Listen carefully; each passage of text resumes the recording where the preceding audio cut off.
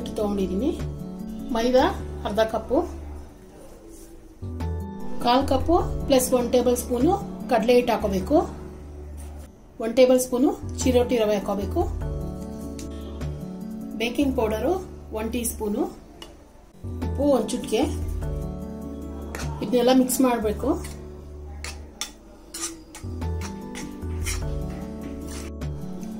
ಇಲ್ಲಿ 1/4 ಕಪ್ಪು ಸಕ್ಕರೆ ತಗೊಂಡಿದ್ದೀನಿ, 125 ಗ್ರಾಮ್ ಇದೆ ಸಕ್ಕರೆ. ಒಂದು 4 ಏಲಕ್ಕಿನ ಬಿಡ್ಸ್ ಹಾಕೊಂಡಿದ್ದೀನಿ, ಇದ್ರ ಜೊತೆನೆ ಪೌಡರ್ ಮಾಡ್ಕೊಂತೀನಿ. ಇಲ್ಲಿ ನಾನು 100 ಗ್ರಾಮ್ ಬೆಣ್ಣೆ ತಗೊಂಡಿದ್ದೀನಿ. ತುಪ್ಪದಲ್ಲಿ ಮಾಡೋದು ನಾನ್ ಕಟಾಯಿ, ಇವತ್ತು ನಾನು ಬೆಣ್ಣೆಲಿ ಮಾಡ್ತಾ ಇದ್ದೀನಿ. ತುಪ್ಪದಲ್ಲಿ ಮಾಡಿರೋದು ತೋರಿಸಿದ್ದೀನಿ ಆಗ್ಲೇ ವಿಡಿಯೋನ.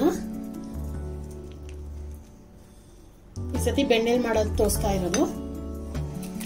ಇದು ಸಕ್ಕರೆ ಪೌಡರ್ ಮಾಡ್ಕೊಂಡಿದ್ವಲ್ಲ, ಇದನ್ನ ಹಾಕೊಂಡ್ಬಿಡ್ಬೇಕು. ಇನ್ನ ಒಂದ್ 2 ನಿಮಿಷ ಚೆನ್ನಾಗಿ ಬೀಟ್ ಮಾಡ್ಕೋಬೇಕು.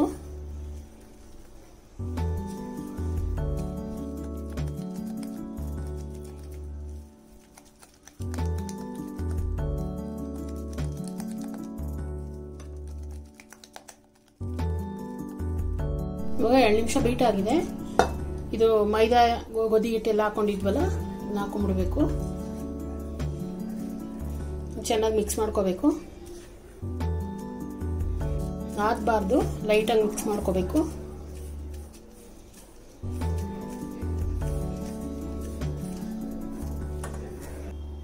ಏನಾರ ಡ್ರೈ ಅನ್ಸಿದ್ರೆ 1 ಸ್ಪೂನ್ ಹಾಲು ಹಾಕೋಬಹುದು.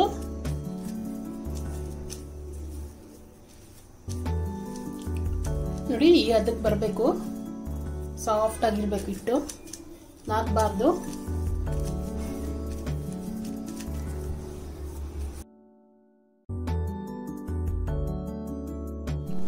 ಬೇಕಿಂಗ್ ಟ್ರೇ ತಗೊಂಡಿದ್ದೀನಿ, ಹಿಟ್ಟು ಕಲ್ಸ್ಕೊಂಡಿದ್ವಲ್ಲ ನೋಡಿ, ಒಂದು ನಿಂಬೆಹಣ್ಣು ಸೈಜು ತಗೊಂಡು ಉಂಡೆ ಮಾಡ್ಕೋಬೇಕು.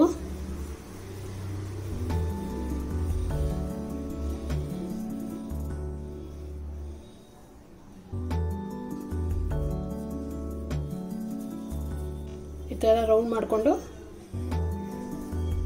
ಜೋಡಿಸ್ಕೊಂತ ಹೋಗ್ಬೇಕು. ದೂರ ಜೋಡಿಸ್ಬೇಕು ಸ್ವಲ್ಪ.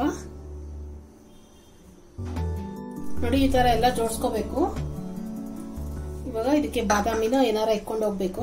ಪಿಸ್ತಾ ಬಾದಾಮಿ ಯಾವ್ದಿದ್ರೆ ಅದು.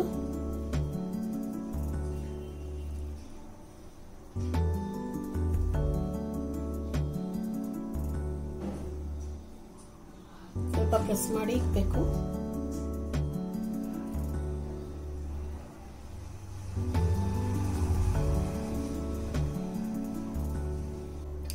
ಇವಾಗ ಅವನ್ನ 180 ಡಿಗ್ರಿಗೆ 10 ನಿಮಿಷ ಪ್ರೀಹೀಟ್ ಮಾಡ್ಕೋಬೇಕು. ಅದಾದ್ಮೇಲೆ 10 ನಿಮಿಷ ಆದ್ಮೇಲೆ ಇದನ್ನ 18 ನಿಮಿಷ ಬೇಕ್ ಮಾಡ್ಕೋಬೇಕು. ನೋಡಿ, ಇವಾಗ 18 ನಿಮಿಷ ಕರೆಕ್ಟ್ ಆಗಿ ಬೇಕಾಗಿದೆ. ನೋಡಿ, ಅಂಟ್ಕೊಳ್ಳಲ್ಲ.